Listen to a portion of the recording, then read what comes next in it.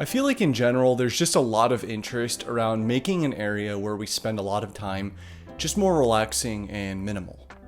I also feel like decluttering your bedroom is something you didn't know you needed until you've done it for yourself. Today, I just want to share a few things that I do to keep my room more minimal and just keep it as a place I don't mind spending a lot of time in.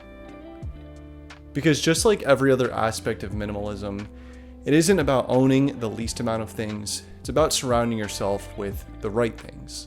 These are a few ways I keep my bedroom more minimal. But first, if you're new to my channel, thank you for stopping by.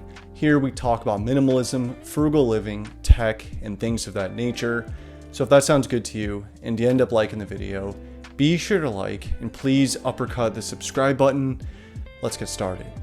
Not too long ago, I actually made a bedroom tour video that kind of just shared everything that I have in my room and why I have it set up the way that I do. So in this video, it'll be more practical, tangible things that can be implemented to create a more chill space. The first thing is that I have less hung up on the walls, or currently nothing hung up on the walls. This is probably the most obvious thing when you take a look around. And I mostly have this because I feel like it just creates a lot more space in the room.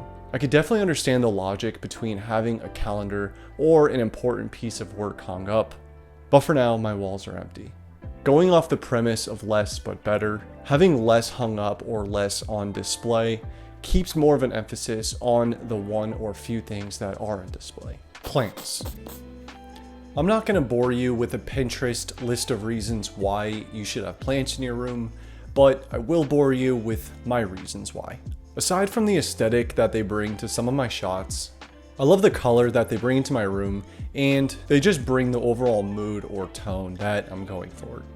There's something slightly rewarding about taking care of something, especially when it's so easy, and watching it grow. I've had these two for about 2 years now. One is just an ivy that's getting fairly lengthy, and this one is allegedly a dragon fruit. I'll believe it when it attracts a dragon. Pretty much every piece of furniture that I have in my room is wood, and I feel like the plants just complement those really nicely. Natural colors and tones. This was never really something I planned when I started picking out furniture for my room. I was just always sort of attracted to wood color tones. So right now, my lamp, bed frame, and desk are all wood of about the same color tone as well. The stand that I have isn't the same color at all, but I do like the texture and color of it. I think these natural tones just work really well with my plants and just fit the overall aesthetic that I'm going for. I really just love the way they look on camera too. I know it's typical and almost boring to be a minimalist and have wood color everything, but I don't care. Staying away from super bright or super dark colors and sticking to the natural tones keeps me wanting to spend time in here. Air purifier. Now, I used to be the first person to talk poorly upon air purifiers, but my mind has changed. I was really sick a few months ago with my allergies acting up on top of that, and was really just looking for anything to help fix that. So I finally decided to give an air purifier a shot. This one had really good reviews on Amazon, so I decided to pull the trigger on it, and I can truly say there was a noticeable difference in the air quality in my room. Or maybe it's just a placebo. I can't really tell. This specific model has this little tray where I can put in essential oil if there's a specific scent I'm going for. One thing I also really like about this is the white noise that it offers. It's a fairly low sound that helps me fall asleep because I have a particularly difficult time falling asleep in dead silence. Cable management. Having a bunch of cables hanging around all over the place in my room was really just an eyesore. Specifically, my desk. I try to go wireless wherever I can, and obviously I have my monitor mounted on my desk with the wires hidden behind the mount. But underneath my desk is a different story, and I haven't quite figured it out yet.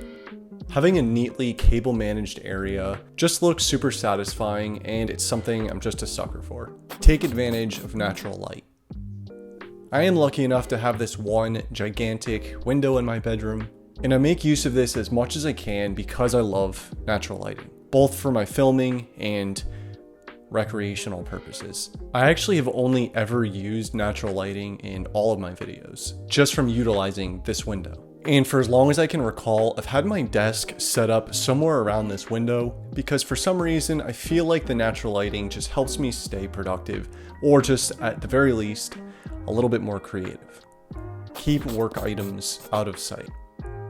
The last thing that I do is keep my work-related belongings put away and out of sight. How obvious I know, but hear me out. I used to leave my camera out on display on my tripod, pretty much ready to go to be used. The idea was that if my camera was already set up and ready to go, I might see it in passing or when I'm not doing anything, and it might inspire me just to film something and get a little bit of more work done. And I wouldn't have to go through the initial trouble of taking it out of my bag and getting it set up. This had the opposite effect, it turns out. At least it did for me. It created this irrational pressure to film when I wasn't feeling inspired or I just wasn't feeling like it. And it took away that initial excitement that I get when I'm first taking my camera out of my bag and getting it set up to go. Like I said earlier, my bedroom is currently also my workspace, until I have like a dedicated office one day. So until that day, I like to keep my work separate from my relaxing, and having my camera or any work-related item out on display was hindering my ability to relax. This is something important and something I specifically struggle with a lot. Just not being able to stop thinking about work when I'm not actually doing it. So moving forward, I hope to really make some progress with this. It's important for me to have a room I don't mind spending a lot of time in. And doing these few things has helped me keep it that way. Anyways, I hope you got some value or inspiration out of this video, or maybe even some ideas of what you'd like to do with your own space. As always, I appreciate the time you spent here watching. If you did like this video and you do like this type of content, be sure to like and consider subscribing to my channel, and I'll see you next time.